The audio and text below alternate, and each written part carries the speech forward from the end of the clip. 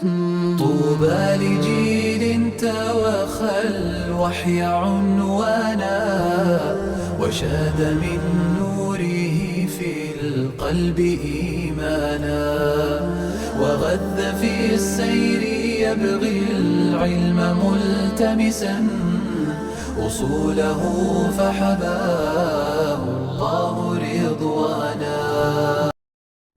نحمده ونستعينه ونستغفره ونعوذ بالله من شرور أنفسنا ومن سيئات أعمالنا من يهده الله فلا مضل له ومن يضلل فلا هادي له وأشهد أن لا إله إلا الله وحده لا شريك له وأشهد أن محمدا عبده ورسوله. أما بعد رب اشرح لي صدري ويسر لي أمري واحلل عقدة من لساني يفقهوا قولي. آج انشاءاللہ رحمان اللہ تعالیٰ کی توفیق سے ہماری کلاس نمبر ساتویں کلاس انشاءاللہ رحمان پڑھیں گے آج 22 اکتوبر کو، اور جو اس کتاب کا پہلا اصل ہے، پہلا حصہ ہے، اس کی انشاءاللہ رحمان سیکنڈ لاسٹ کلاس ہوگی آج. جی بتا دیں جی صفحہ نمبر کون سا جی آپ کی کتاب میں، باقی ساتھیوں کو بتا دیں. صفحہ نمبر 13، صفحہ نمبر 15 سے. جی عمر شروع کر. وانواع العباد عبادتی امر اللہ بها مثل الاسلام والایمان والاحسان. ومنه الدعاء. بس یہاں تک. پچھلے ہفتے بات ہوئی تھی کہ اللہ تعالیٰ کو بحیثیت رب ماننا کافی نہیں ہے، اس کے ساتھ کیا ماننا ہے جی؟ اللہ تعالیٰ کو الہ ماننا ہے، معبود ماننا ہے کہ عبادت کا حقدار بھی اللہ تعالیٰ ہے. اس میں تفصیلاً الحمدللہ گفتگو ہو گئی ہے، اس کی اب ضرورت نہیں ہے.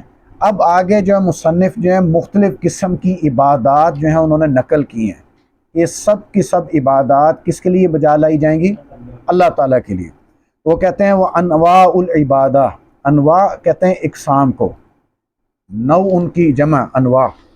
انواع العبادہ عبادت کی اقسام اللہ تھی وہ جو امر اللہ حکم دیا اللہ نے بہا جس کا، عبادت کی وہ اقسام جس کا اللہ تعالیٰ نے حکم دیا. مثال کے طور پر الاسلام والایمان والاحسان، اس کا ترجمہ بھی وہی ہے. اب یہاں ایک سوال آتا ہے کہ ہم تو عبادت سمجھتے ہیں جی وہ خاص افعال کرنا، کوئی ایکشنز ہمارے، تو یہاں جو لفظ اسلام، ایمان، احسان، یہ عبادت کس طرح ہو سکتی ہے؟ میں نے اس لیے آپ کو بھی کلاس سے پہلے پوچھا تھا، حدیث جبرائیل کسی نے سنی ہو؟ وہ انشاءاللہ تفصیل تو آئے گی دوسری اصل کے اندر، کہ جبرائیل علیہ السلام آئے تھے صحابہ اکرام کے درمیان انسانی شکل میں اور دین بتلانے، اس میں تفصیل آئے گی. مختصر بس یہ ذہن میں رکھیے گا کہ کچھ مراتب ہیں دین کے، کچھ سٹیجز ہیں، اس کو جو ہے وہ حاصل کرنا ہوتا ہے اللہ تعالیٰ کی خوشنودی کے حصول کے لیے، اللہ تعالیٰ کو راضی کرنے کے لیے. آپ نے سنا ہوگا، میں آپ کو آسانی سے سمجھاتا ہوں. صوفیاء کے اندر آپ نے سنا ہے وہ مختلف مراحل کو طے کرتے ہیں. مجھے لفظ بھول کے ان کی ایک اصطلاح ہوتی ہے، صوفیاء جو ہے نا، یہ سیفی جو آپ نے دیکھے نا ہمارے معاشرے سیفی ہوتے ہیں، ہاں جی سلوک ہے، لیکن سلوک، ہاں بارک اللہ، سلوک کی منازل طے کرتے ہیں. لفظ سے منازل آپ نے سنا ہوگا، وہ کہتے ہیں ہم منازل طے کر رہے ہیں، یہاں سے آگے سے آگے سے آگے سے، ان کے پیر بھی ایک منازل طے کر کے پہنچ جاتے ہیں. آخری منزل کون سی پتہ ہے آپ کو؟ فنا فی اللہ، نعوذ باللہ. وہ کہتے ہیں اللہ میں فنا ہو جاتے ہیں، یعنی وہ اور اللہ ایک ہو جاتے ہیں. لیکن دین اسلام کے اندر بھی کچھ ہیں مراتب، لیکن یہ باطل اور شیطانی مراتب نہیں ہیں. وہ کون سے ہیں؟ وہ آپ کے سامنے ہیں. پہلا ہے الاسلام. اس کی مثال اس طرح ہے کہ بندہ کرسچن تھا، وہ مسلمان ہوتا ہے تو کیا پڑھتا ہے؟ کلمہ پڑھتا ہے نا، اسے کہتے ہیں شہادتین. تو اسی اسلام کا پہلا رکن بھی یہی ہے. اب اس نے جب کلمہ پڑھ لیا، پھر آپ اس کو کیا کہتے ہیں؟ کیا کرنا ہے؟ نماز پڑھے. پھر اگر رمضان آ گیا تو روزے رکھے گا، مال دیا ہے تو پھر زکوٰۃ دے گا، نہیں ہے تو نہیں دے گا، اور اگر استطاعت ہے تو حج بیت اللہ بھی کرے گا. تو 5 ارکان ہو گئے نا. یہ پہلا اس کا مرتبہ ہے۔ ابھی ہمیں نہیں پتا اس کے دل کے اندر ایمان موجود ہے کہ نہیں ہے، ہو سکتا ہے کہ وہ منافق ہو سکتا ہے کہ وہ بظاہر اسلام کا اظہار کر کے مسلمانوں کو نقصان پہنچانے کے لیے مسلمان معاشرے کے اندر اس نے اسلام کا لبادہ اوڑا ہو۔ تو یہ پہلا مرتبہ ہے۔ جو ظاہری عبادات ہیں، کلمہ بھی ظاہری ہے، باقی نماز، روزہ، حج سب ظاہری عبادات۔ اس کے بعد اگلا مرتبہ آتا ہے والایمان۔ ایمان کی کہ 6 ارکان آپ کو پتہ ہے، اللہ تعالیٰ پر ایمان لانا، فرشتوں پر، نبیوں پر، یوم آخرت پر، اچھی اور بری تقدیر پر۔ یہ ساری جو چیزیں ایمان لانا، یہ کدھر سے لاتے ہیں ہم؟ اپنے دل سے۔ یہ بندہ مومن ہوتا ہے، یہ بندہ مومن ہے۔ اصل کامیاب شخص یہ ہے، سمجھ آئی نا؟ ایک شخص بظاہر رسمی طور پر نمازیں پڑھتا رہے، رسمی طور پر کلمہ پڑھا، اس کو فائدہ نہیں ملے گا جب تک دل سے ایمان نہیں لے کر آیا۔ دل کے اندر اخلاص موجود ہے کہ نہیں ہے، دل کے اندر تقوی اللہ تعالیٰ کا ہے کہ نہیں ہے۔ اگر تقوی ہے، اللہ تعالیٰ کی خشیت ہے، اللہ تعالیٰ سے غائبانہ طور پر ڈرتا ہے، تو یہ دوسرے مرتبے پر پہنچ چکا ہے۔ یہ سٹیجز ہیں 3، ذہن میں رکھیے گا۔ وہ پہلی سٹیج سے اوپر جا چکا ہے، اور یہی شخص ہے جو جنت میں جائے گا، مومن شخص، ٹھیک ہے؟ تو یہ ٹیسٹر ہے، اگر اس کا ایمان اللہ تعالیٰ پر قوی ہے، مستحکم ہے، تو انشاءاللہ وہ کیا ہے؟ وہ مومن ہے۔ پہلے سٹیج والا تو بس مسلمان ہے، مسلم ہے، لیکن اب پتہ نہیں، اب ظاہری طور پر ہمیں پتہ نہیں ہے اس کا۔ تیسرا کیا ہے؟ والاحسان۔ احسان کیا ہے؟ اکثر آپ نے حدیث سنی ہوگی، ہاں، ان تعبد اللہ کأنک تراہ، تم اللہ کی عبادت ایسے کرو گویا کہ اسے دیکھ رہے ہو۔ یہ اس کا رکن ہے احسان کا، یعنی اب آپ کا دل ایسا صاف شفاف ہو چکا ہے، گندگی سے پاک ہو چکا ہے، للہیت و تقوی اور اخلاص کے ساتھ بھر چکا ہے کہ جب آپ نماز کی حالت میں کھڑے ہوتے ہیں نا، تو آپ ایسے گمسم ہو جاتے ہیں، آپ کو ایسے تصور میں لگتا ہے کہ میں اللہ تعالیٰ کو دیکھ رہا ہوں۔ ہر مسلمان کا بنیادی طور پر تو عقیدہ ہے کہ اللہ تعالیٰ ہمیں تو دیکھ ہی رہا ہے، لیکن یہ اس سے اوپر والا درجہ ہے۔ یہ کہتا ہے نہیں، جب میں نماز پڑھتا ہوں تو میں گویا کہ اللہ کے سامنے کھڑا ہوں اور میں اللہ تعالیٰ کو دیکھ رہا ہوں۔ اتنی محبت ہے اللہ تعالیٰ سے، یہ ایسے حاصل نہیں ہوگا، یہ مراتب کو طے کرنا ہوگا۔ ایک ایکسٹریم پوائنٹ صوفیہ کی ہے، وہ ان کی اپنی منازل ہیں، اور ایک دوسری طرف ہے جو مسلمان کہتا ہے نہیں بس میں رسمی مسلمان رہوں گا۔ یہ دونوں غلط ہے، درمیان والے لیول پر آنا پڑے گا۔ صحابہ اکرام نے بھی پہلے اسلام قبول کیا، اور نبی علیہ الصلوۃ والسلام نے مکہ کے اندر ان پر جو محنت کی تھی، اس کے بعد یہ دوسرے لیول پر پہنچے، اور اس کے ساتھ تیسرے پر بھی پہنچے، جس کی وجہ سے وہ 13 سال بعد ہجرت کرنے پر تیار ہو گئے۔ تو حضرت عائشہ رضی اللہ تعالیٰ عنہ فرماتی ہیں کہ اگر بالفرض اللہ تعالیٰ شراب کو شروع میں حرام کر دیتے مکہ میں، تو صحابہ کرام کے لیے کیا ہو جاتا؟ مشکل ہو جاتا۔ اس لیے اللہ تعالیٰ نے کب حرام کی؟ مدینہ جا کر۔ تو پہلے کیا یہ سٹیجز ان کی طے ہوئی ہیں، پہلے ان کا ایمان قوی مضبوط ہوا ہے، احسان کے مرتبے پر وہ پہنچ چکے تھے، اب وہ تیار تھے، اب جو بھی حکم آئے گا ہم ماننے کو تیار ہیں۔ باقی اس کی تفصیل انشاءاللہ اگلی اصل میں آئے گی انشاءاللہ۔ آگے میں پڑھتا ہوں یہ جو پیراگراف ہے، وَمِنْهَا، اور انہی میں سے یعنی عبادات میں اور کیا کیا ہے؟ الدعا والخوف، اس کا چاہے ترجمہ نہ بھی لکھیں، یہ تو وہی چیزیں ہیں۔ والرجا، رجا کسے کہتے ہیں؟ امید کو۔ والتوکل والرغبہ، رغبہ کسے کہتے ہیں؟ رغبت، کچھ چیز خواہش آپ کو چاہیے، اور رغبت کے اندر ایک چیز یہ آ جاتی ہے، اس کو ایڈ کر لینا چاہیے، وہ خواہش جو محمود ہو۔ محمود کا مطلب جو قابل تعریف ہو، ورنہ خواہش تو باطل بھی ہوتی ہے انسان کی۔ والرہبہ، رہبہ بھی خوف کو کہتے ہیں۔ والخشوع، خشوع کسے کہتے ہیں؟ نماز میں جو ہوتا ہے، اس کو کیا کہتے ہیں؟ انکساری، عاجزی آپ کی۔ والخشیہ، خشیہ بھی خوف میں سے۔ والانابہ، انابہ کہتے ہیں رجوع کرنا، توبہ کرنا، استغفار کرنا۔ والاستعانہ والاستعاذہ والاستغاثہ، یہ ساری آگے تفصیل آئے گی۔ والذبح والنذر وغیر ذالک، وغیر ذالک، اور ان کے علاوہ، من انواع العبادہ، عبادت کی اقسام میں سے، اللہ تھی وہ جو امر اللہ بہا، اللہ نے جس کا حکم دیا. کلھا سب کے سب للہ تعالی اللہ تعالیٰ کے لیے، تعالی جو بہت ہی بلند ہے. میں تعالی سے مجھے یاد آیا، آج مجھے کسی نے کلپ بھیجا، ایک بندہ کلین شیو بیٹھا، ایک ویڈیو کلپ تھا 30 سیکنڈ کا. وہ کہہ رہا جی سب، میں بھی خیر اس کی تحقیق کروں گا کہ وہ کہاں کا ہے اور وہ شخص کون ہے. کسی عزیز نے بھیجا تھا، مجھے کہا کہ یہ دیکھیے گا، ٹھیک کہہ رہا ہے یہ بندہ. 30 سیکنڈ کا تھا. وہ کہتا ہے جی سب اپنی اپنی نیت درست کر لیں، ابھی ہم دعا کریں گے تو اللہ تعالیٰ کو پکاریں گے تو اللہ کا ایک نام علی ہے. کیا ہے؟ علی ہے. تو علی کا مطلب ہے بہت بلند. تو مجھے کسی نے بھیجا کہ یہ درست ہے. میں نے کہا کہ اللہ تعالیٰ کا نام علی نہیں، اللہ تعالیٰ کا نام العلی ہے، الف لام کے ساتھ ہے. جب الف لام کے ساتھ ہو جائے العلی پراپر ناؤن تو وہ اللہ تعالیٰ ہے جو بہت بلند ہے. جب الف لام کے بغیر آ جائے نکرہ میں کامن ناؤن پھر وہ مخلوق ہے. وہ صحابہ کرام میں سے فقط علی بن ابی طالب نہیں ہیں، اور بھی کئی صحابہ ہیں جن کا نام علی تھا، تو وہ مخلوق ہے. تو یہ جاہل آدمی لوگوں کو کس طرح شرک کی طرف لے کر جا رہا ہے، اللہ کو علی کے ساتھ ملا رہا ہے. تو تعالی جو بہت بلند ہے. والدلیل قولہ تعالی، اور دلیل اس کی اللہ تعالیٰ کا یہ فرمان، وَأَنَّ الْمَسَاجِدَ، اور بے شک مساجد، للہ اللہ ہی کے لیے ہیں، فلا تو پس نہ، تدعو تم پکارو، مع اللہ ساتھ اللہ کے، احدا کسی ایک کو بھی.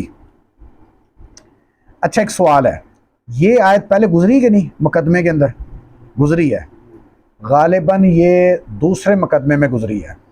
اچھا مجھے بتائیں مساجد کے میں نے آپ کو 2 معنی بتائے تھے، کون کون سے ہیں جی؟ جی جلدی ذرا بتائیں. ایک ہاں ایک جگہ ہے، اس کو کہیں گے اماکن السجود، جہاں سجدہ کیا جاتا ہے یعنی مسجد. دوسرا کسی نے نہیں لکھا تھا اس کا، یہ تفسیر ہمارے اسلاف میں سے کی ہے بہت سارے مفسرین نے، امام طبری رحمہ اللہ نے بھی کی ہے. انہوں نے کہا ہے اعضاء الصلاۃ، جو آپ کی جسم کے اعضاء ہیں نا جو سجدے میں، کتنے ہیں جی؟ 7 جوڑ ہیں، ان کو بھی مساجد کہا جاتا ہے. ٹھیک ہے، یہ دونوں چیزیں مساجد کے اندر شامل ہیں.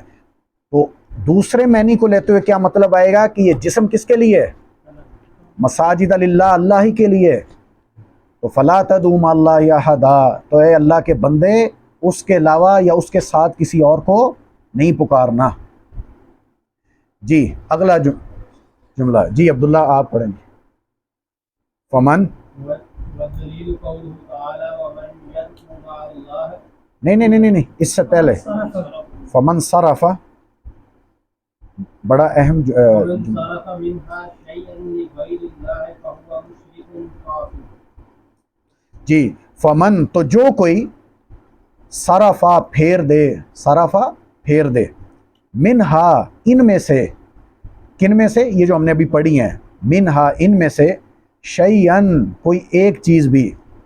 یہ جتنی اقسام اوپر گزری ہیں اور جن کے آگے کچھ تھوڑا سے حوالہ آئیں گے انشاءاللہ آج اور اگلی کلاس میں پڑھیں گے، ان میں سے کوئی ایک بھی چیز پھیر دے، لغیر اللہ، اللہ کے علاوہ کسی اور کے لیے، فہوا، تو پس وہ کون ہے؟ مشرکن کافرون، وہ بندہ کون ہے؟ مشرک ہے اور کافر ہے. سب سے بڑا گناہ کائنات کا شرک ہے، اور سب سے خطرناک ترین گناہ بھی دنیا کا شرک ہے. اس لیے سب سے زیادہ محنت جو کرنی چاہیے وہ توحید کی دعوت دینے میں، باقی چیزیں بعد میں. سن 2018 کی بات ہے، ہم لاہور میں اکٹھے ہوئے تھے مرکز میں، ادھر ایک جگہ علماء کنونشن تھا، تو مفتی یوسف تابی صاحب حافظ اللہ وہاں خطاب کر رہے تھے. بڑی پیاری انہوں نے بات بتلائی، اور انہوں نے اصلاح کے متعلق، خاص کر ہمارے پاکستان معاشرے میں جو اہل حدیث جو لوگ ہیں ان کے لیے خاص کر، اور اکثر وہاں علماء بیٹھے ہوئے تھے، تو وہ یہ کیا فرما رہے تھے وہاں کہ انہوں نے کہا کہ تھوڑا سا تبدیلی لائیں اپنی دعوت کے اندر. یہ فروری 2018 کی بات. کس طرح؟ انہوں نے کہا کہ بعض فروعی فقہی مسائل ہے نا، اس میں نرمی اختیار کریں. فقہی مسائل کون سے ہوتے ہیں؟ دیکھیں 2 طرح کے مسائل ہیں. ایک ہوتی ہے درخت ہے نا، پودا ہے، ایک اس کی جڑ ہے اور دوسری اس کی کیا ہے؟ شاخیں ہیں. جو اس کی جڑ اس کو کہتے ہیں اصل، کیا کہتے ہیں، اور اسی سے اصول بھی نکلا ہے، اور جو اس کی شاخیں ہیں اسے کہتے ہیں فرع، فرع اور فروع اس کی جمع ہے، اسی سے اب کہا جاتا ہے اصولی جو مسائل ہیں وہ اس کی جڑ ہے۔ آپ کسی پودے کی اگر جڑ کو کاٹ دیں یا اس کو پانی نہ دیں گے تو پودا کیا کرے، جل جائے گا۔ شاخ کو کاٹ دیں گے نئی شاخ آ جائے گی۔ اس لیے محدثین، فقہاء، ائمہ نے، اسلاف نے اس کو تقسیم کیا دین کے علوم کو، یاد رکھیا، کیونکہ ہم یہاں سیکھنے کے لیے آئے ہیں۔ یہ آپ کو کوئی بات نہیں بتلائے گا باہر کوئی بھی، نہ یہ خطبات جمعہ میں تو ویسے ہی موضوع ہو بھی نہیں سکتا، یہ کلاس میں پڑھ سکتے ہیں۔ کچھ ہوتے ہیں اصولی مسائل، اس میں کون کون سے ہیں، عقائد کے، اللہ تعالیٰ کے بارے میں، نبی علیہ الصلوۃ والسلام کی نبوت کے بارے میں، امور غیبیہ جو ہیں یعنی فرشتے، قیامت والے دن کے کتنے مراحل ہیں جو ابھی ہم نے نہیں دیکھے آنکھوں سے، یہ سب کون سے ہیں مسائل، اصولی، جنہیں عقائد بھی کہہ سکتے ہیں، عقیدے کے مسائل ہیں، ٹھیک ہے۔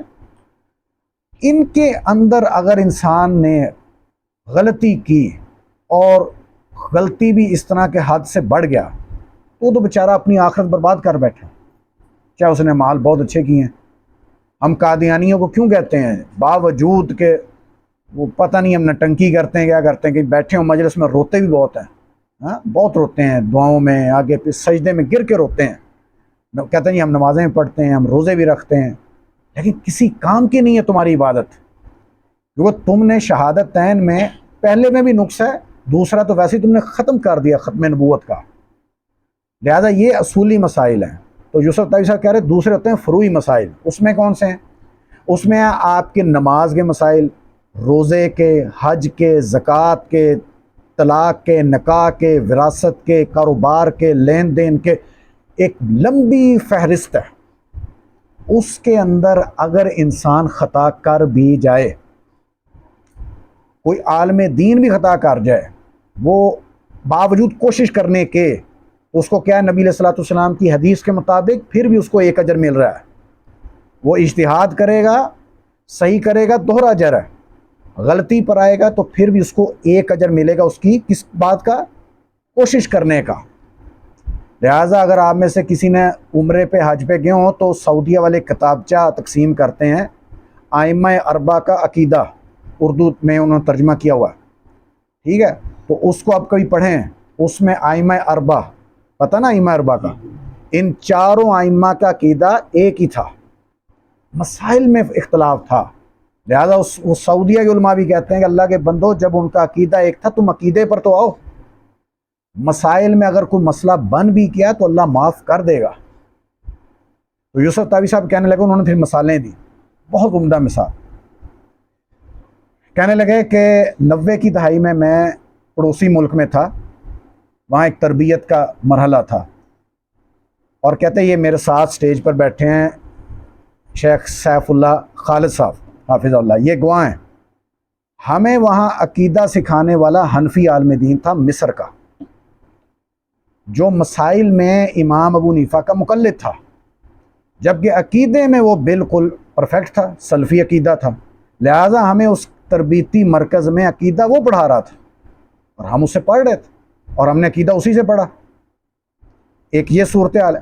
پھر انہوں نے دوسرا ایک منظر کھینچا، انہوں نے کہا انڈونیشیا، ملیشیا، تھائی لینڈ، یہ جتنے ممالک ہیں ساتھ ساتھ، فلپائن، اور آتے آتے جی پھر یہ کیا جدھر یہ ظلم ہوا تھا، برما، اور سنگاپور کے بھی علاقے، اور یہ مالدیو جہاں لوگ جاتے ہیں سر، حتیٰ کہ انڈیا کے جو ساؤتھ سٹیٹس ہیں، کیرلا، اور یہ عجیب سے ان کے نام ہیں مشکل سے، ان کے اندر آپ کو پتہ ہے حنفی نہیں ہے، کون ہے، شافی ہیں۔ اب ان کو نماز پڑھتے آپ دیکھیں، آپ سعودی آتے ہیں عمرے پہ، ہاتھ سینے پہ باندھیں گے، رفع الیدین بھی کریں گے، حتیٰ کہ آخری تشہد میں تورک بھی کریں گے، یعنی اپنی بائیں ٹانگ کو نکالیں گے بھی دائیں طرف سے۔ یوسف طویل صاحب کہتے ہیں کہ آپ کو انڈونیشیا، ملیشیا کے اندر قبر پرست جو ہیں وہ کثرت سے ملیں گے، نماز پڑھیں گے تو رفع الیدین کے ساتھ، ہاتھ سینے پر، آمین بھی کہتے ہیں۔ یہ تبلیغی مرکز ہے ہمارے ہمسائے میں، تو ادھر بھی آتے ہیں، تو ادھر کبھی آپ دیکھیں تو نماز بالکل پرفیکٹ پڑھتے ہیں، لیکن عقیدہ درست نہیں ہے، تو وہ کدھر جائیں گے؟ انہوں نے سوال اٹھایا اس مجلس کے اندر، کافی بڑی مجلس تھی، ان کا اینڈ کدھر ہوگا؟ اگر فقی مسائل میں تو ٹھیک ہیں، لیکن عقیدے کے اندر کام خراب ہے تو اینڈ کدھر ہوگا بھائی؟ یعنی مطلقاً نہیں ہم کہہ رہے نام لے کر، مطلقاً کہہ رہے مقید نہیں ہم کہہ رہے نام لے کر، اسپیسیفک نہیں ہے، ویسے کدھر جاتا ہے ایسا بندہ؟ پھر جہنم میں جائے گا. جس نے شرک کیا توبہ نہ کی کدھر جائے گا؟ کہے نا جہنم میں جائے گا. اس کے برعکس دوسرا شخص جو فقی مسائل میں اگر غلطی کھا گیا لیکن عقیدے میں پرفیکٹ رہا، وہ کدھر جائے گا؟ آخرکار جنت میں جائے گا. تو یوسف طائفی صاحب نے کہا کہ تھوڑا سا اس میں نرمی اختیار کریں، لوگوں کو ذرا قریب کریں. ان مسائل کے اندر سختی کرنے کی بنا پر لوگ دور بھاگتے ہیں. ٹھیک ہے، تو اب یہ دیکھیں، یہی مصنف رحمۃ اللہ علیہ نے یہی نقطہ یہاں کھینچا ہے. انہوں نے کہا کہ ان میں سے یہ جو عبادات میں سے کوئی بھی انسان نے پھیر کر کسی غیر کے لیے کیا تو کیا ہوگا؟ وہ مشرک ہو جائے گا، کافر ہو جائے گا. ابھی یہ ایک ہفتہ پہلے کی بات ہے، غالباً شیخ فیضان صاحب ہیں انڈیا کے اہل حدیث عالم دین، تو وہ فرما رہے تھے، ان کا درس تھا دلی کے اندر ایک مسجد میں. تو وہ مسجد کا نام انہوں نے لکھا، تو کمنٹ میں کسی نے، انڈیا کے لوگ تھے، انہوں نے کہا کہ شیخ صاحب یہ دلی کی وہ مسجد جو وہ شافی لوگوں کی نہیں ہے، شوافے جس طرح ہمارے احناف ہوتے ہیں. اچھا میرے لیے بھی نئی چیز تھی، وہ میں سمجھتا تھا کہ ان کی جنوبی ریاستوں کے اندر ہیں شوافے، لیکن ان کا دلی کے اندر بھی ہیں. اچھا پھر مجھے تجسس ہوا کہ ان کا عقیدہ کیا ہے. تو شیخ صاحب انہوں نے بتلایا کہ عقیدے میں آدھے سے زیادہ بریلویوں کی طرف مائل ہیں. پھر مجھے ہنسی آئی کہ ہاتھ سینے پہ باندھے ہیں، رفع الدین بھی کر رہے ہیں، لیکن عقیدہ ان کا کون سا ہے؟ بریلی والا، جو بریلی ادھر شہر ہے انڈیا والا، ان کی طرف ہے. تو اس لیے دنیا میں یہ سب بھی چل رہا ہے. تو اصل فوکس جو نا بنیادی طور پر کدھر ہونا چاہیے؟ عقیدے کی طرف ہونا چاہیے، عقیدے کی اصلاح کی طرف ہونا چاہیے. جی آگے جی کون پڑھے گا؟ جی عدنان بھائی آپ پڑھیں. والدلیل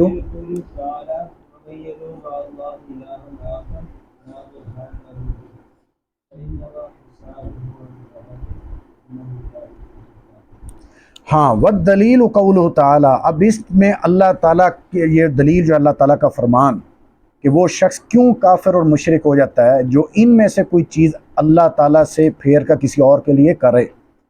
فرمایا اللہ تعالیٰ نے سورہ المؤمنون کی آیت نمبر 117 میں، یہ حوالہ جات لکھے کہ نہیں ہے؟ ہاں جی. وَمَن يَدْعُو، اور جو کوئی پکارے، مع اللہ، ساتھ اللہ کے. اچھا یہ نقطہ بڑا سمجھنے والا ہے.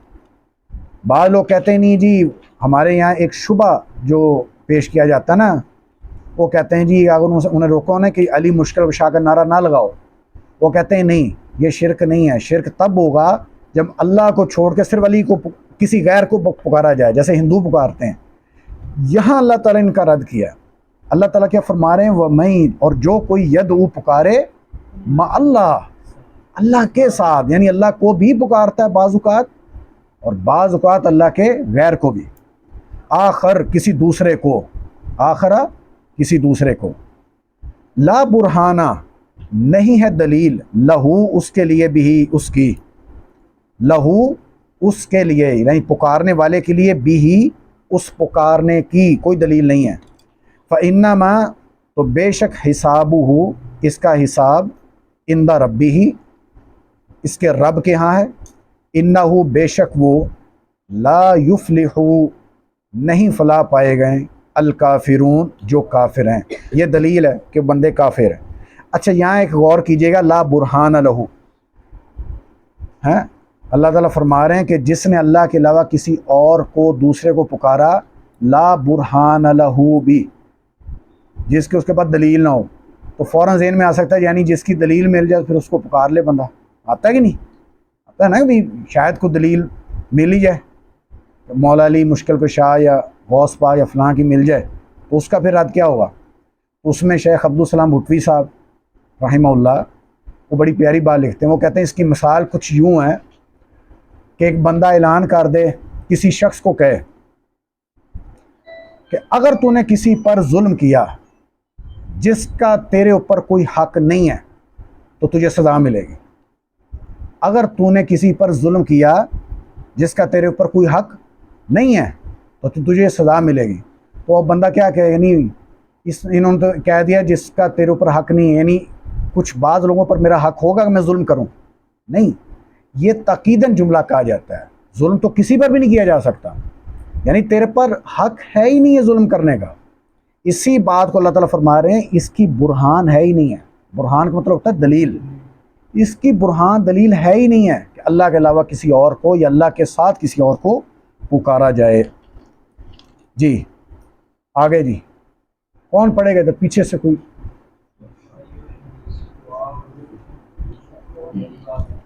ہاں وفی الحدیث اور حدیث میں آیا ہے الدعاء دعا مخ العبادہ عبادت کا مغز ہے. عبادت کا کیا ہے؟ مخ. مغز کو کہتے ہیں نچوڑ ہے. لیکن آگے ساتھ یہ لازمی لکھیں بریکٹ میں کہ یہ حدیث ضعیف ہے. یہ حدیث کیا ہے؟ ضعیف ہے. لیکن اس حدیث کا جو معنی ہے وہ بالکل درست ہے. بعض اوقات ہوتا ہے حدیث کی سند ضعیف ہے لیکن اس کا جو مطلب ہے وہ درست ہوتا ہے. کیوں درست ہے؟ اس کے مد مقابل دوسری حدیث ہے سنن ترمذی کے اندر. اس میں نبی علیہ الصلوۃ والسلام نے فرمایا، بہت پیاری حدیث ہے، آپ نے فرمایا الدعاء هو العبادہ، دعا ہی عبادت ہے. دعا ہی. تو سوال آتا تھا یا اللہ سے دعا ہی عبادت ہے اس کے علاوہ اور کچھ نہیں ہے؟ نہیں. دعا کی اہمیت کو سامنے رکھتے ہوئے نبی علیہ الصلوۃ والسلام نے فرمایا الدعاء هو العبادہ، دعا ہی عبادت ہے. یہ ایسے ہی ہے جیسے کہا ایک حدیث ہے الحج عرفہ، حج جو ہے وہ عرفہ ہی ہے. تو عرفہ تو حج کے ارکان میں سے ایک رکن ہے. اور یہ کون سے دن کو ہوتا ہے جی؟ نہیں 9 کو. اچھا 10 ذی الحجہ کو جو حج کے ارکان ہیں وہ زیادہ مشکل نہیں ہے؟ تو زیادہ مشکل ہے. جبکہ نبی علیہ الصلوۃ والسلام فرما رہے ہیں الحج عرفہ، اصل جو حج ہے وہ تو عرفہ ہے. یعنی پتہ یہ چلا جو وقوف عرفہ ہے 9 ذی الحج کو وہ سب سے زیادہ افضل ہے اور اسی دن سب سے زیادہ ان کی بخشش ہو رہی ہے. اگرچہ 10 ذی الحج کو زیادہ انہوں نے کام کرنے امور سر انجام دینے اور زیادہ مشقت ہے. اسی طرح عبادت کے اندر بھی اصل جو چیز اللہ تعالیٰ کو پسندیدہ ہے وہ کون سی ہے؟ وہ دعا کرنا. وہ اس میں انتہائی درجے کا انسان جو اپنے آپ کو گرا دیتا ہے. یا اللہ میں تیرے سامنے جھک گیا ہوں، میں ختم ہوں، یا اللہ تیرے سامنے گر گرا رہا ہوں اور تیرے سامنے میں فریاد کر رہا ہوں. جی آگے دلیل پڑھیں جی.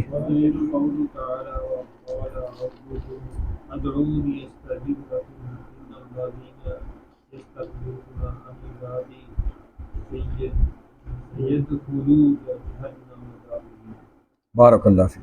سورہ المؤمن کی آیت نمبر 60 ہے. والدلیل قولہ تعالی، اور دلیل اللہ تعالیٰ کا یہ فرمان. بہت پیاری آیت ہے، بہت ہی پیاری. یہ اللہ تعالیٰ کی اس میں محبت کا اظہار ہے. وقال ربکم، اور فرمایا تمہارے رب نے، اور فرمایا تمہارے رب نے ادعونی، مجھے پکارو. چاہے اس کا ترجمہ کر لیں مجھے پکارو، چاہے اس کا ترجمہ کر لیں مجھ سے دعا کرو، دونوں درست ہیں. استجب، میں قبول کروں گا، لکم، تمہارے لیے، یعنی اس دعا کو میں قبول کروں گا تمہارے لیے. پھر آگے فرمایا ان الذین، بے شک وہ لوگ جو یستکبرون، تکبر کرتے ہیں، عن عبادتی، میری عبادت سے، سیدخلون، ان قریب وہ داخل ہوں گے، جہنم، جہنم میں، داخرین، ذلیل ہو کر. ہاں جی بہت آسان سوال ہے بچوں والا کہ اس آیت مبارکہ میں کیسے آپ ثابت کریں گے کہ دعا ہی عبادت ہے؟ جی کریں جی، ٹائم نہیں لگانا. جتنی بھی آیتیں ہوتی ہیں کیونکہ اللہ کی جب الہ ہے جتنی بھی آیتیں ہیں وہ اللہ سے مانگی وہ آپ یہ منطقی بات کر رہے ہیں. اس آیت میں بہت ہی آسان، اسی میں سے ایک بڑا سمپل میں نے سوال کیا ہے. اس آیت سے نہیں، تکبر نہیں کرنا. دعا نہیں کرو گے تو دعا نہیں جو کرتا وہ تکبر کرتا. وہ تکبر کر، لیکن وہ لفظ آ گیا، جزاک اللہ خیر، عبادت کا لفظ آ گیا. اللہ نے پہلے کس کا ذکر کیا؟ کیا کرو مجھ سے دعا کرو. پھر آگے کیا کہا؟ ان الذین یستکبرون عن عبادتی. یہ نہیں کہا کہ جو میری دعا کرنے سے تکبر کریں، بلکہ کہا ان عبادتی، یعنی پتہ چلا اصل عبادت ہے ہی دعا. اور میں نے آپ کے سامنے پچھلے ہفتے بھی غالباً عرض کیا تھا، اس زمین پر جو شرک کا آغاز ہوا نوح علیہ السلام کے دور سے آج تک شرک کی سب سے جو زیادہ مشہور صورت کون سی ہے؟ دعا، پکارنا. جسے بھی دیکھ لیں اللہ کے علاوہ پکارا جاتا ہے. اللہ اکبر. صحیح مسلم کے اندر روایت ہے، یہ آپ کے کتاب کے اندر نہیں ہے. کتنا ہو گیا جی ٹائم؟ اچھا ہے. بہت پیاری حدیث ہے، اس کو ذرا غور سے سنیے گا، یہ آپ کی کتاب میں نہیں ہے.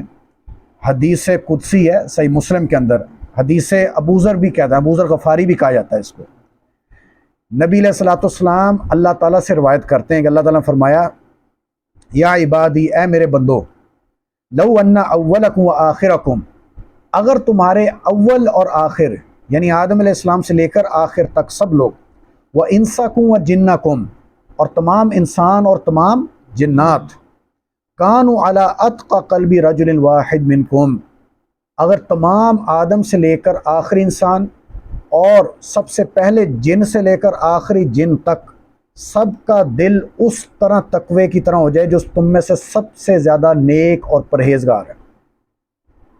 مثال بنتی نہیں ہے لیکن دی جا سکتی ہے کہ سب سے زیادہ نیک پرہیزگار کون گزرا ہے اس کائنات میں؟ نبی علیہ الصلوۃ والسلام. آپ سے زیادہ تقوی کسی کے دل میں نہیں تھا. تو اتقا کے جو الفاظ ہیں حدیث میں، سب سے زیادہ تقوی والا دل اگر سب کا بن جائے، یہ ایک اللہ نے مثال دی ہے، اگر یہ کیس ہو جائے، ما زاد ذالک فی ملکی شیئا، تو اتنے سب تم تقوی والے بن گئے اور کوئی گناہ اور معصیت نہیں کر رہا، تو میری ملکیت میں، بادشاہت میں ذرہ برابر بھی تم اضافہ نہیں کر رہے. یعنی مجھے کوئی اثر نہیں ہو رہا کہ تم سب جو ہیں میرے تقوی کا اختیار کر لیے عبادت میں اور سب نے معصیت سے رک گئے ہو، تو ذرہ برابر میری بادشاہت میں اضافہ نہیں ہوا. پھر فرمایا، یا عبادی لو ان اولکم آخرکم انسکم و جنکم کانوا علی افجر قلب رجل واحد، اور اسی طرح اول سے آخر جن اور انسان تب ان کا افجر قلب، سب سے زیادہ جو معاشرے کا یا تاریخ انسانی کا سب سے زیادہ جو فاسق اور فاجر گناہ گار شخص گزرا ہے. مثال لے سکتے ہیں، فرعون ہو سکتا ہے، اس سے بھی زیادہ کوئی متکبر گزرا ہو. اگر سب کا اسی طرح کا ہو جائے معاملہ، اتنا تکبر گھمنڈ ہو جائے کہ اللہ کے سامنے جھکنا نہیں ہے، تو کیا ہوگا؟ اللہ تعالیٰ فرماتے ہیں، ما نقص ذالک فی ملکی شیئا، میری بادشاہت میں ذرہ برابر بھی نقص نہیں آنے والا. پھر آخری بات کیا فرمائی؟ یا عبادی لو ان اولکم و آخرکم و انسکم و جنکم قاموا فی صعید واحد، اسی طرح تم سب اول آخر قاموا فی صعید واحد، ایک کھلے میدان میں اکٹھے ہو جاؤ. دنیا میں ممکن نہیں ہے، لیکن آپ کو پتہ ہے نا قیامت والے دن سب نے اکٹھے ہونا ہے اور ایک میدان ہونا ہے. اللہ نے اس زمین کو بدل کے ایک نئی زمین لے آنی. تو فرمایا گیا کہ سب ایک میدان میں سب اکٹھے ہو جاؤ. پھر کیا کرو؟ یہ دعا والی بات، فسألونی، تم سب مجھ سے دعا کرو، سب اپنی حاجات میرے سامنے رکھو، آدم سے لے کر آخری انسان اور پہلے جن سے لے کر آخری جن تک. فآتیت کل انسان مسألتہ، اور میں ہر انسان کو اس کی جو بھی اس کی پکار ہے، اس کی ضرورت ہے، میں اس کو عطا کر دوں. ما نقص ذالک مما عندی، نہیں کوئی کمی ہوگی میرے ہاں، الا مگر کما ینقص المخیط اذا ادخل البحر، فقط جب سمندر کے اندر ایک سوئی کو ڈبویا جائے اور اس کے ساتھ جو ایک قطرہ پانی ٹچ ہوتا ہے، یہ اللہ نے مثال دینے کے لیے بتلایا ہے، ہوتا یہ بھی نہیں ہے. یعنی سب کی ضروریات پوری بھی کر دوں تو اتنا بھی میری بادشاہت، میرے خزانے میں کمی نہیں آنے والی. تو کتنا بدبخت ہے شخص. یہ جو اللہ تعالیٰ نے فرمایا کہ اللہ کو غصہ آتا ہے جب اللہ تعالیٰ سے نہیں مانگا جاتا. تو شیخ صالح الفوزان کہتے ہیں کہ دعا کے حوالے سے انسان کی 3 اقسام ہیں. پہلی قسم ہے متکبر، جو اس آیت میں آ گئی سورہ مومن میں، جو اللہ سے مانگتا ہی نہیں ہے، بات ہی نہیں کرتا، اگر مانگنا نہیں ہے. اس سے وہ مراد نہیں ہے اب کوئی کہے کہ فرض نماز کے بعد اجتماعی دعا کیوں نہیں کرتا، وہ تو بدعت ہے.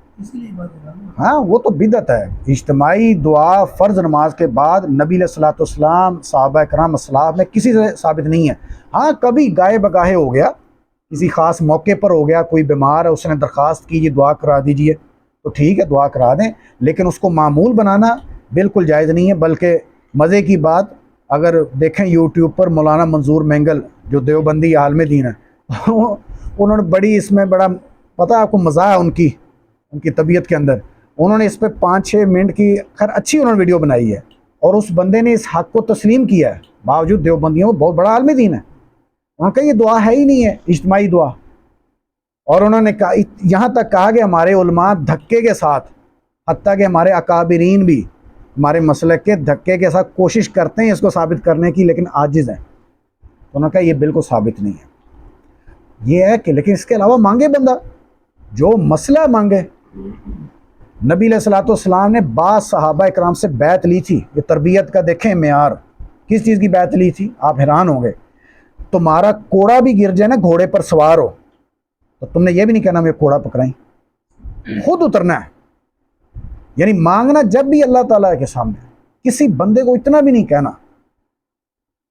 حتیٰ کہ ہم نے فرمایا کہ جا کے انسان جھاڑیاں وہاں سے ٹہنیاں لکڑ اٹھا کر آ کر منڈی پر بیچ کر اپنے گھر میں گزر بسر کرے، یہ بہتر ہے اس سے کہ بندہ کسی کے سامنے ہاتھ پھیلائے، تربیت ہے نا، لیکن جب مانگنے کی باری آئے گی کس سے مانگنا ہے؟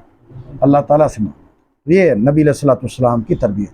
تو 3 اقسام ہیں لوگوں کی، ایک متکبر ہے، دوسرا مشرک ہے جو اللہ کے علاوہ یا اللہ کے ساتھ کسی کو پکارتا ہے، اور تیسرا قابل تعریف کون سا ہے؟ موحد شخص ہے جو ایک اللہ تعالیٰ کو اس موقع پر پکارے۔ جی آگے جی کون پڑھے گا؟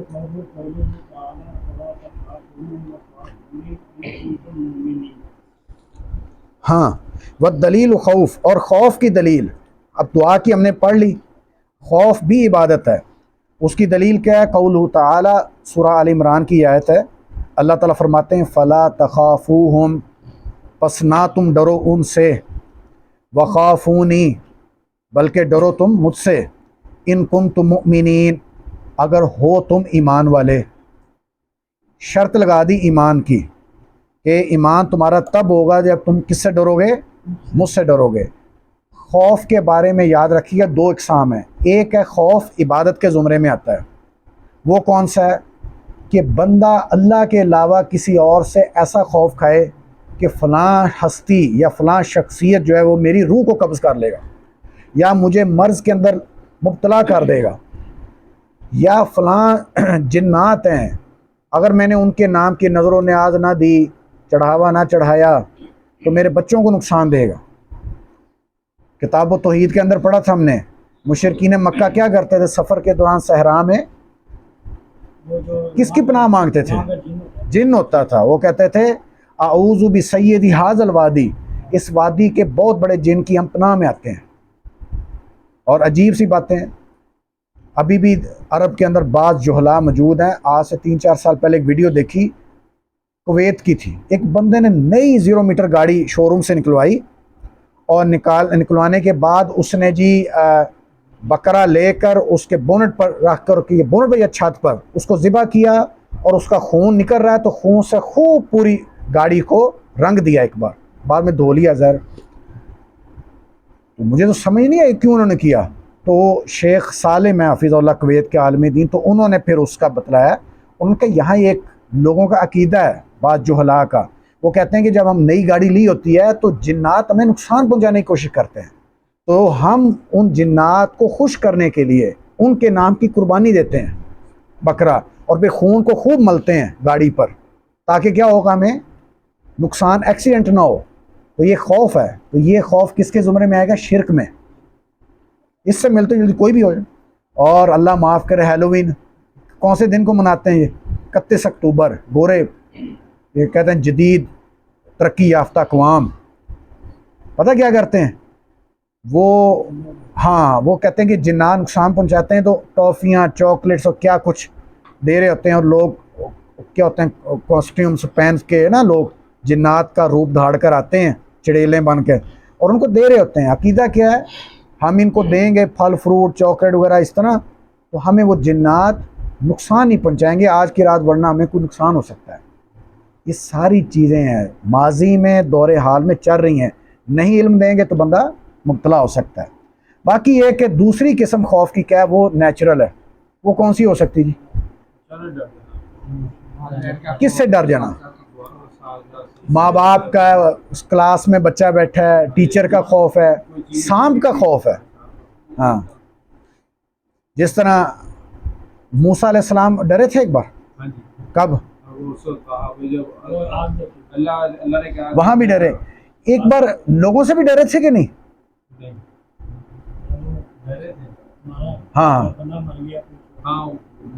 فخرج منها خائفا، تو مصر کو چھوڑ کر خائفا کے الفاظ ہیں، ڈرتے ہوئے بھاگ گئے تھے. تو یہ کیا نیچرل چیز ہے، طبی طور پر ہے. جنگ کے دوران ایک سپاہی ڈر سکتا ہے، مجاہد ڈر سکتا ہے، اس میں کوئی حرج نہیں ہے. جی آگے جی.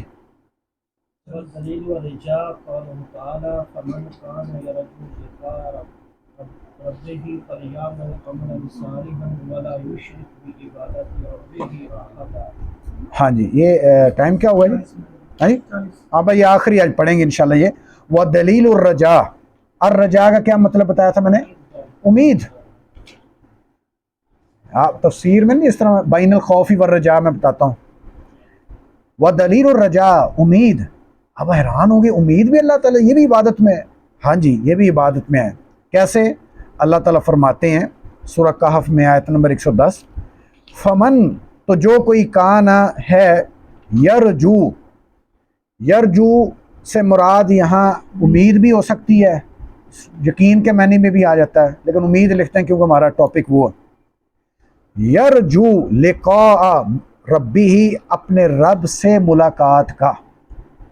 جو بندہ امید رکھتا ہو اپنے رب سے ملاقات کا، فلیعمل، پس اسے چاہیے کہ عمل کرے، عملا صالحا، نیک عمل، ولا یشرک، اور نہ وہ شریک ٹھہرائے، بعبادت ربی ہی، اپنے رب کی عبادت میں، احدا، کسی ایک کو بھی شریک نہ ٹھہرائے. جس کو اللہ تعالیٰ سے امید ہو، اور اس کو اللہ تعالیٰ نے جوڑا ہے فمن کان یرجو لقاء ربہ، اللہ تعالیٰ سے ملاقات، یعنی قیامت والے دن. یعنی قیامت والے دن وہ کامیاب ہونا چاہتا ہے تو کیا کرے؟ فلیعمل عملا صالحا، اسے چاہیے نیک عمل کرے. یہاں شرک کس طرح آیا؟ جن لوگوں نے کہا کہ ہم نے کامیاب تو ہونا ہے لیکن اللہ سے امید چھوڑ کر غیر پر امید جوڑ لی. کوئی مثال دے گا اس کی؟ جی عبداللہ. جی مجاہد بھائی، آپ اللہ سے چھوڑ کر کسی اور سے امیدیں لگائی نہیں لوگوں نے قیامت والے دن کا؟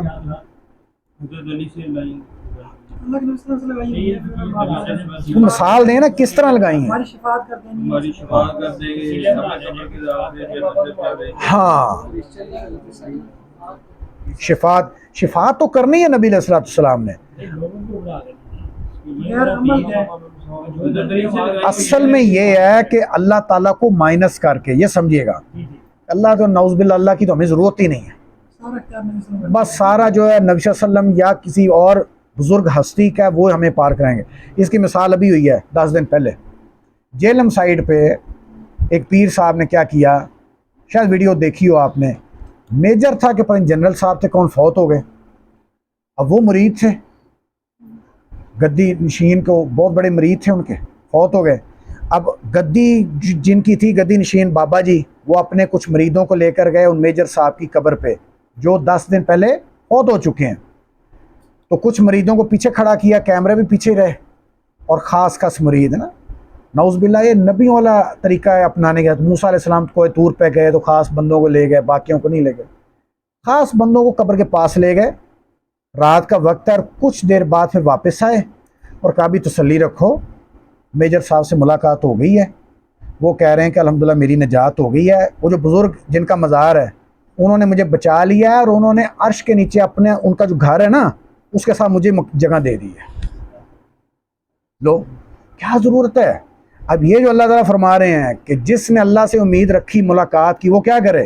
فَلْيَعْمَلْ عَمَلًا صَالِحًا. یہاں تو ضرورت ہی نہیں ہے، بس مرید ہو جاؤ تو آپ کے بیڑے پار. مرید کی ضرورت نہیں ہے، کل بھی تو ہوا ہے. ہاں جی، کل بھی تو یہ بات ہوئی ہے کہ جنت مل جائے گی بس آپ یہ دیکھیں، یہ شخصیت پرستی کے اندر، شخصیت پرستی میں یہ چیز بھی شامل ہے. کوئی بھی سیاسی پارٹی ہو، اب کہنا جی ان کے جلسے کوئی بھی ہو، اس میں کوئی استثناء نہیں ہے، عمومی بات. فلاں سیاسی پارٹی کے جلسے پہ جاؤ گے تو ٹکٹ جنت کا، یا نہیں جاؤ گے تو جہنم۔ یہ بھی کیا ہے، اسی طرح حد سے بڑھنا ہے۔ سن 2011 میں ایک ویڈیو آئی تھی میرپور آزاد کشمیر کی، اور اللہ معاف کرے اکثر یہ اس طرح کی خرافات انہی علاقوں میں۔ میت پڑی ہوئی ہے، جنازہ ہونے والا، پیر صاحب آئیں، یہ ویڈیو تھی، پیر صاحب کو کرسی دی، میت کے پاس بیٹھے، انہوں نے کفن کے نیچے سے اس کا ہاتھ میت کا نکالا اور ایسے پکڑا ہاتھ، اور کچھ پڑھتے رہے۔ پڑھنے کے بعد مائک پکڑا اور انہوں نے کہا جی سب لوگوں کو، ان کے گھر والوں کو کہا جی پریشان نہ ہو، میں نے بیعت لے لیا ہے۔ چونکہ ان شخص کا عقیدہ نہیں تھا، بیعت نہیں لیتے تھے، یا کہیں دور سفر پہ تھے، تو یہ ہمارے بیعت والے سلسلے میں نہیں آئے، باقی تو سب گاؤں والے سلسلے میں تھے۔ تو گھر والوں کو فکر تھی اب اس کی نجات کس طرح ہوگی، غوث پاک کس طرح آئیں گے قبر میں، تو اب فکر کی ضرورت نہیں ہے، میں نے ان سے بیعت لے لی ہے ہاتھ میں، اب یہ دفن ہوں گے تو غوث پر آ کے ان کو چھڑا جائیں گے۔ تو اب کیا ضرورت ہے، صحابہ کرام جس طرح ڈر رہے ہوتے تھے پتہ نہیں قبر میں کیا بنے گا، اب ان جو ہستی صحابہ کرام کے پاس تھی وہ نہ ان سے پہلے تھی نہ بعد میں آ سکتی ہے، نبی علیہ الصلوۃ والسلام جیسی، تو آپ سے بڑی گارنٹی تو کوئی دے نہیں سکتا تھا، تو آپ تو کہہ دیتے کہ بھئی تمہیں تو ضرورت نہیں ہے، بھئی فوت جو ہوتے جاؤ، دنیا سے جاتے رہو، میں ہر ایک کی قبر میں آؤں گا، چھٹکارا دیتا جاؤں گا۔ یہ اس میں ترجمہ ہے نا، ہاں پہلے پڑھا جو کہ جو کامیاب ہونا چاہتا ہے ہاں وہ نیک عمل کرے، وہ نیک عمل کر، کیا ہاں، جنت ہے۔ اور ہاں جس طرح گوگل پہ بھی ہے، اور شیخ الاسلام لکھیں گے تو ایک نام آئے گا آپ کو، ان کی ویڈیو بھی ہے نا، قبر میں بندہ دفن ہے تو اوپر کھڑے ہو کر ان کو کلمہ پڑھا رہے ہیں کہ بھئی آپ کوئی منکر کی سوال پوچھ رہے ہیں اور آپ یہ جواب دیتے رہیں، کل کیا گیا کہ بھئی علاقوں کے لیے ہاں۔ تو یہ جو چیزیں نا یہ آیتی شرک کے اندر، یہ کچھ چھوٹی یہ اس لیے میں اب پہلے آپ کو میں نے کہا نا کہ فروعی مسائل میں اتنی زیادہ زور اور اس کی بنیاد پر الولاء والبراء کا عقیدہ نہ اپنایا کریں، اصل عقیدے کا بچایا کریں لوگوں کو، ان کو عقیدہ سکھائیں، عقیدہ سیکھ لیا بعد میں وہ مسائل بھی سیکھ لے گا، وہ پہلے اس کو اس طرف لے کر آتے ہیں اور اسے لا محالہ طور پر لوگ بھاگ بھی جاتے ہیں۔ اور یہ غلطی میں آپ کا بھائی موجود ہوں ادھر، میں نے ذاتی طور پر اپنے محلے میں کی ہوئی ہے آج سے 12-13 سال پہلے، اور میرے سامنے یہ سوالات آئے بھی، اور حقیقت بات ہے آپ سب سے پہلے یہ ان کے سامنے دلائل رکھیں عقیدہ توحید کے اور شرک کی مذمت کے، ان کو پتہ چلے، وہ لرز اٹھیں، ان کو پتہ چلے میں جا کدھر رہا ہوں، پھر ان کے اندر عاجزی اور نرمی آئے گی، پھر آپ ان کو مسائل سکھائیں، ہاں آٹومیٹکلی سیکھیں، اصل ترتیب بھی یہی ہے۔ اور اللہ تعالیٰ جزائے خیر دے عرب کے علماء کو، وہاں کے سلفی علماء کا طریقہ کار یہی ہے، یہ تو ہمارے یہاں آ کے یہاں جذباتی طور پر اور اس میں جیب تمسخر اور مزاحیہ باتیں اور مذاق اور دوسروں کا مذاق اڑانا دور ہوں گے آپ سے، اور یہ ہاتھ اس طرح باندھ لیا فلاں نے یہ کر، نہیں، اس کی طرف جائیں نا، سب سے پہلے عقیدہ سکھائیں۔ آخری بات تو اللہ تعالیٰ نے فرمایا فَلْيَعْمَلْ عَمَلًا صَالِحًا، جو اللہ سے امید لگا کر بیٹھا ہے نا اس کو بھی اللہ نے کہا کہ تم آرام سے نہیں بیٹھنا، تم نے نیک اعمال کرنے ہیں، وَلَا يُشْرِكْ بِعِبَادَةِ رَبِّهِ أَحَدًا، اور ان نیک اعمال میں اللہ کے ساتھ جو شریک نہیں ٹھہرانا۔ اس میں اکثر مفسرین کہتے ہیں یہاں شرک سے مراد ریاکاری کا شرک ہے، کیونکہ عمل کی بات آئی ہے تو اللہ نے یہاں ریاکاری کے متعلق فرمایا کہ تم نے جو عمل کرنا ہے نا وہ اخلاص کے ساتھ کرنا۔ امام ابن قیم رحمۃ اللہ علیہ اس کی تفسیر میں لکھتے ہیں کہ 2 شرائط تو سب کو پتہ ہے عمل کی قبولیت کی، کون کون سی ہیں؟ اخلاص اور نبی صلی اللہ علیہ وسلم کی سنت کے مطابق۔ انہوں نے امام ابن قیم کہتے ہیں لیکن یہ دونوں چیزیں حاصل کیسے ہوں گی؟ علم کے ساتھ، جب بندہ اللہ تعالیٰ کی پہچان حاصل کرے گا تو کیا آئے گا؟ اخلاص آئے گا، پتہ ہی نہیں اللہ تعالیٰ کے بارے میں اللہ ہے کون، بچے کو شروع سے کارٹون فلمیں اور ڈراموں پہ لگا دیا تو اس کو کیا پتہ اللہ کون ہے، ہاں، اور تھوڑا بہت ڈرا دیا۔ اور لوگ نا بعض اوقات، وہ شیخ عاصم الحکیم ہے سعودیہ کے عالم دین، بڑی انہوں نے اچھی بات کی تربیت کے والے سے کہ بعض اوقات ہم بچوں کو اللہ کی محبت تو سکھاتے ہی نہیں ہے نا، اللہ کے بارے میں ڈراما بہت دیتے ہیں۔ اب بچے کو ویسے کیا دکھایا کارٹون فلمیں، اس میں کیا ہوتا ہے ویلن فلاں فلاں، اور اللہ کے بارے میں تصور کیا دے دیا؟ عذاب کا، وہ سزا دے رہا ہے۔